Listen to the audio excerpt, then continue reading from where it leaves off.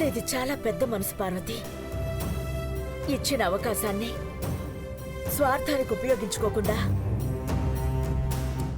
వీళ్ల జీవితాలు బాగుండాలని కోరుకున్నా. మేమిచ్చే వరం ఏ పాటిదో కానీ అంతకన్నా గొప్ప వరాన్ని, జీవితాన్ని ఆ భగవంతుడు నీకు ప్రసాదిస్తాడు. పార్వతి, నువ్వు బ్రోని కాపాడమని అందరికీ తెలుసు. నీకు నేను దండం పెట్టి థ్యాంక్స్ చెప్పినా తక్కువే. అయ్యో సినిమాబు గారు, మీరు నాకు దండం పెడతారేంటి? తప్పు తప్పు. తప్పులు చేసే నాలాంటి వాడు నీలాంటి మంచి మనసున్న మనిషికి దండం పెట్టడంలో తప్పులేదు Parvati.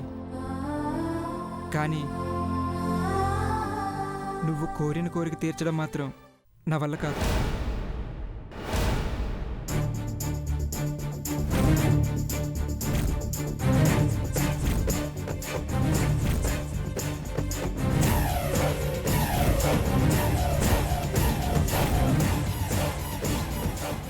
Sorry to say ma'am, ఐశ్వర్యని నేను ప్రేమగా చూడలేను.